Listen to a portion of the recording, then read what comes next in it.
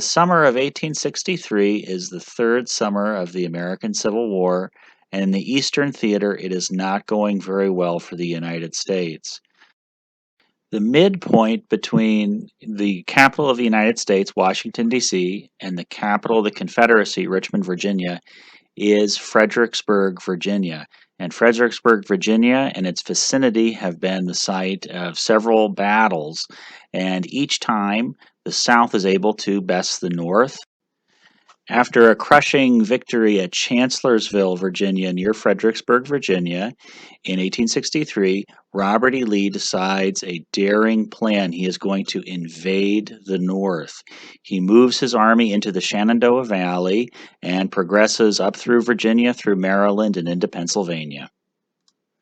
General Meade of the United States Army then chases Robert E. Lee north, and the two armies will meet at Gettysburg, and it will be a climactic battle of the Civil War. Gettysburg today, just like in the 19th century, is a small rural town in south central Pennsylvania, and the first day of the battle, July 1st, 1863, will happen northwest of town, so we will zoom into that area. Union cavalry under Buford will spot Confederate forces approaching down the Chambersburg Pike, here highlighted in white. Now, coming from the northwest down the Chambersburg Pike is Henry Heath's infantry division, the first element of A.P. Hill's corps of the Confederate Army. And they're going to see Buford's cavalry on McPherson's Ridge, and they're going to attack, thinking that this is just cavalry. By the time of the Civil War, cavalry are not meant to fight pitched battles. They are really scouts. And so Heath is pretty confident that he can dislodge Buford from McPherson's Ridge. However, Buford puts up a fight, and he puts up a fight long enough for the first elements of the Union Army to start arriving from the south. And this is General Reynolds' corps. And now, unfortunately, General Reynolds is killed shortly after arriving on the battlefield, and he is replaced by Doubleday. However, the Union Army is starting to arrive, and they are taking positions on McPherson's Ridge. Now, Oak Hill is going to become significant in the afternoon of the first day. Ewell's corps is arriving from the north. Rhodes' division of Ewell's corps is going to occupy Oak Hill. Howard is going to arrive with his Union Corps, and Schurz's division is there to attempt to bolster the Union right flank. However, it's not going to be enough. There's going to be some heavy fighting back and forth, and Early's division is also going to arrive from the north, and it's going to be too much for the North to hold back. So Ewell's corps is really going to strike hard in the afternoon, and the Union right is going to collapse. Seminary Ridge is going to fall, and the Union soldiers are going to retreat through Gettysburg, retreat south through town.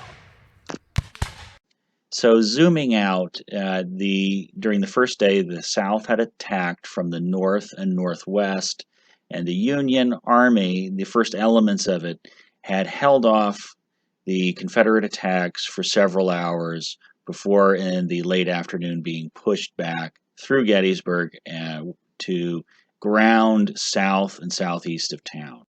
From now on, the battle is going to be concentrated to the south and southeast of the town of Gettysburg. By the evening of the first day, the major landmarks of the rest of the battle are being occupied and fortified. These are Culp's Hill, Cemetery Hill, the Lutheran Seminary, and the Seminary Ridge that runs south of the seminary.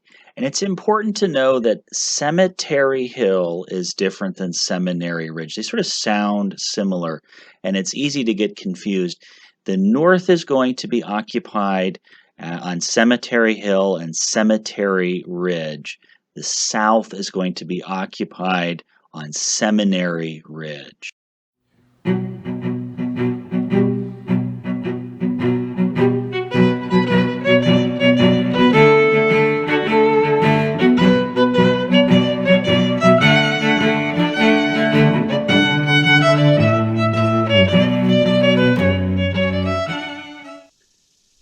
So through the night and in the early morning, the armies had arrived mostly.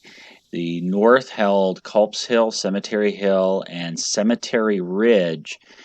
The South held the town of Gettysburg, Seminary Ridge, and Benner's Hill. Now, to the south, to the far south, there is Little Round Top and Big Round Top that are conspicuously empty.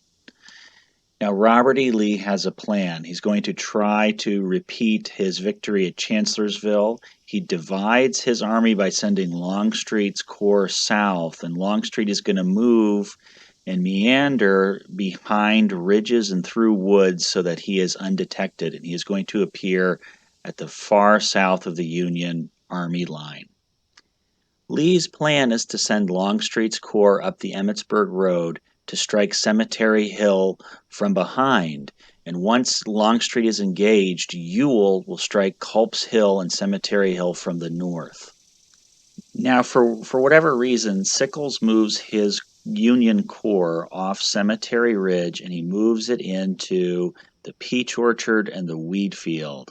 And the Confederate Army arrives on the southern flank of the Union Army, and they don't know why he's done that. They didn't expect him to see him there. And they also notice that both of the Round Tops, Little Round Top and Big Round Top, are still unoccupied. And this is not going to go unnoticed by Longstreet's divisional commander Hood, who is going to make a run for it.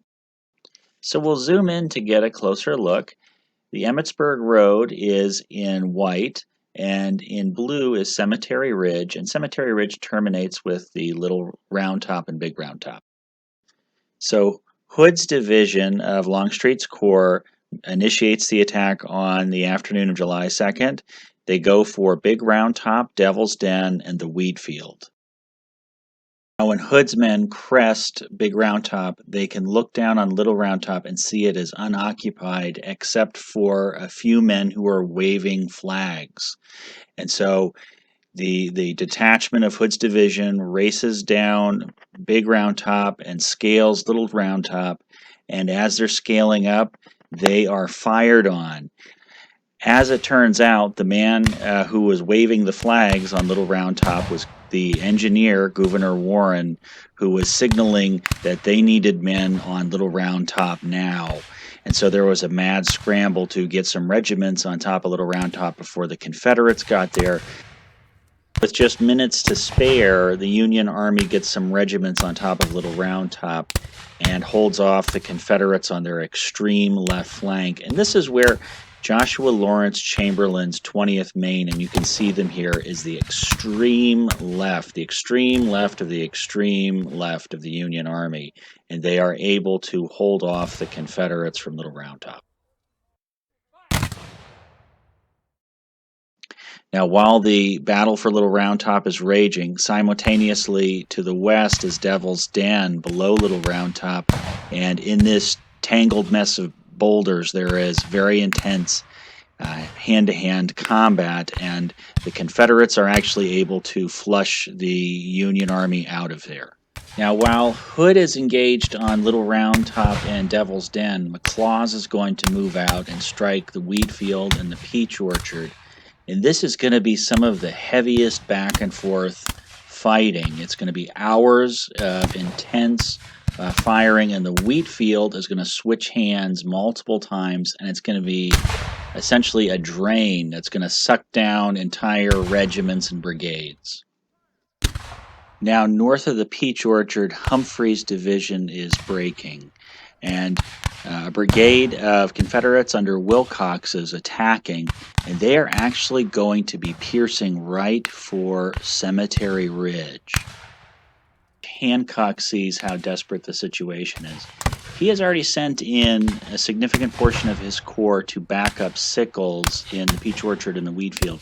However, he sees the Confederates attacking right up to Cemetery Ridge, and he doesn't have anybody to stop them right now, except for one regiment of Minnesotans, the 1st Minnesota, and he needs 5 minutes to get significant reinforcements up to Cemetery Ridge before the Confederates essentially have a stronghold in the center of the Union Army.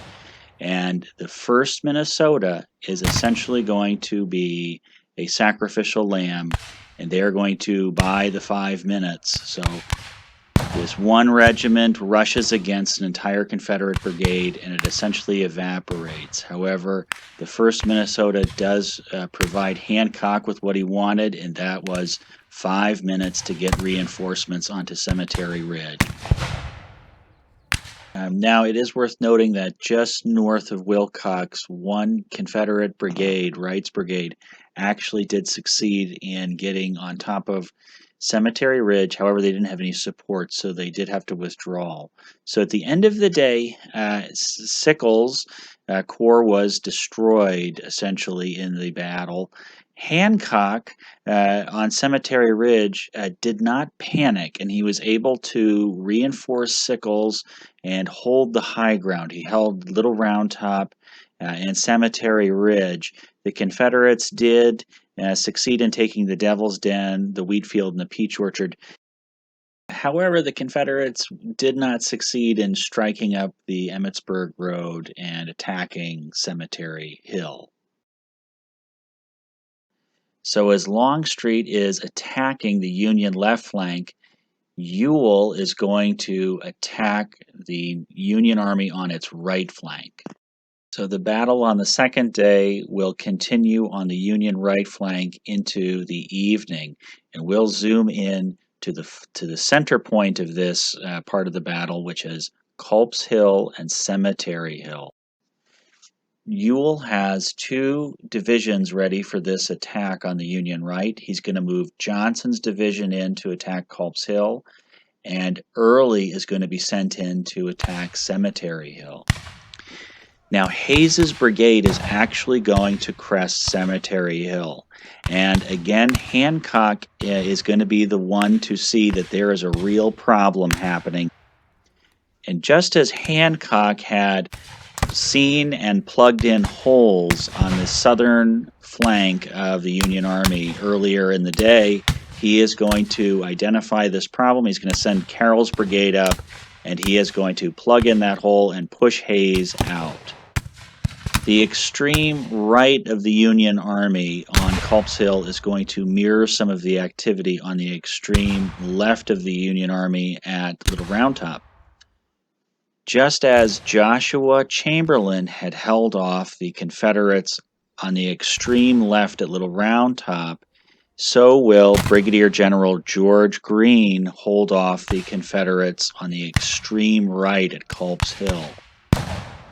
Greene is an engineer by profession, and he has developed a whole system of entrenchments that will hold off a larger Confederate force. And the fighting will continue for many hours and will go past the sundown, will go into the darkness. But the Union will hold Culp's Hill after a long series of fighting. The 2nd day of the battle is thus highlighted by Longstreet's attack on the Union left flank and Ewell's attack on the Union right flank. While neither attack succeeded in removing the Union from the high ground, there are 2 glimmers of hope for Robert E. Lee. One is that Wright's brigade, north of the Peach Orchard, did in fact make it all the way to Cemetery Ridge, and they actually did scale Cemetery Ridge. And then also Hayes' brigade actually did momentarily reach Cemetery Hill.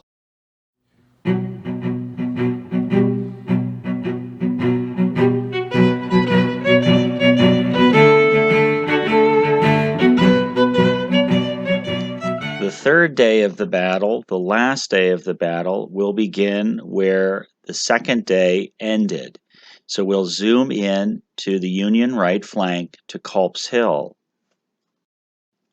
Union General Meade is going to actually beat Robert E. Lee to the punch. Before 4 in the morning, Slocum's corps is going to reinforce Culp's Hill, and the Union Army is going to drive out Johnson's rebel division from the vicinity of Culp's Hill before lunchtime. The major action of the third day will now center to the southwest of Culp's Hill along Cemetery Ridge. So we'll zoom out. In many ways, Robert E. Lee's plan for the third day is very similar to his plan from the day before.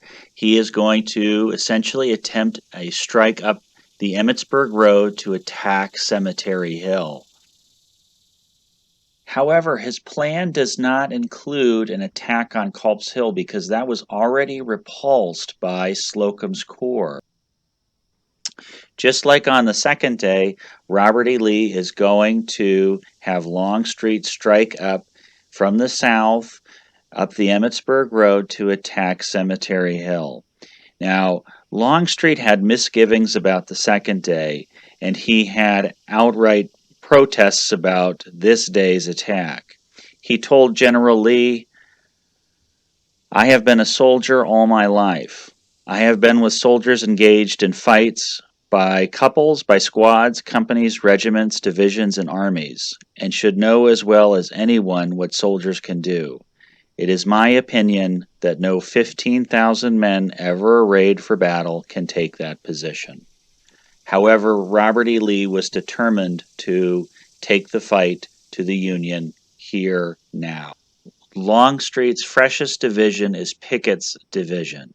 So Pickett will be striking from the southwest to Cemetery Hill, and the other division that's going to be involved in this is Pettigrew's division. Now, Pettigrew has replaced Heath as a divisional commander because Heath was badly wounded on the first day's fighting.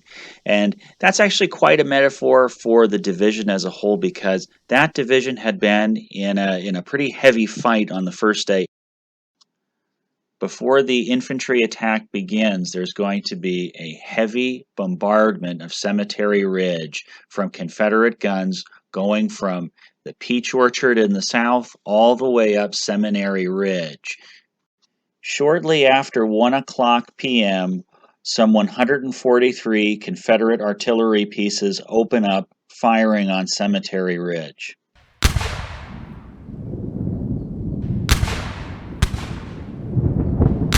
Union artillery counterfires. There is so much artillery firing that the whole valley between Cemetery Ridge and Seminary Ridge is filled with smoke. Union General Meade has a plan. He knows he has strong ground, and he wants Robert E. Lee to attack. The Union artilleryman, Hunt, follows suit, and he purposely silences his artillery. The ruse by the Union artilleryman Hunt appeared to work. Shortly after the Union guns fell silent, Pickett and Pettigrew mustered from their hiding spots behind ridges and in woods and began the almost 1 mile walk across open ground to Cemetery Ridge. However, as soon as the infantry began their march, Union guns from Little Round Top and Cemetery Hill began bombarding them. We will now zoom into the open ground that became Pickett's charge.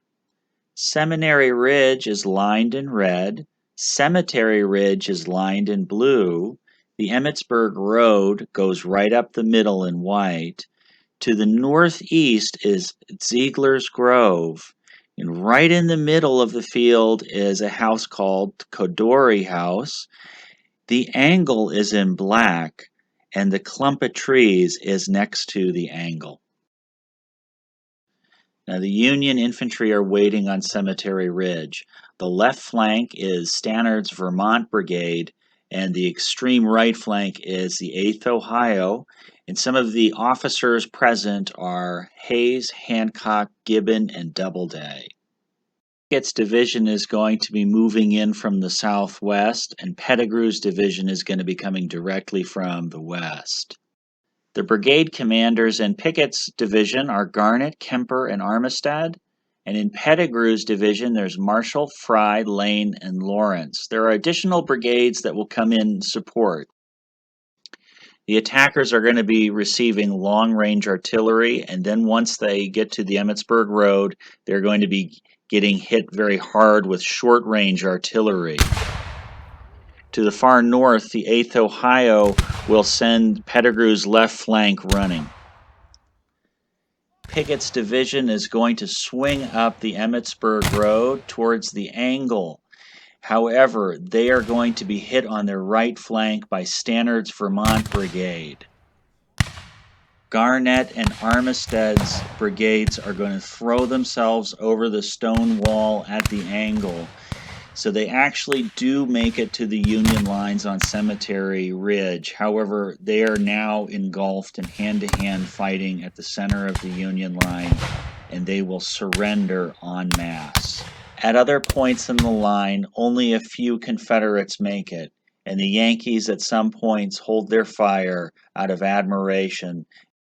Of the 11,000 Confederates that participated in Pickett's charge, almost half of them did not return back to Seminary Ridge. So on the third day, the Union Army pushed the rebels out of the Culp's Hill area, and they also defended Cemetery Ridge from a frontal attack. Both sides sustained over 20,000 casualties in 3 days.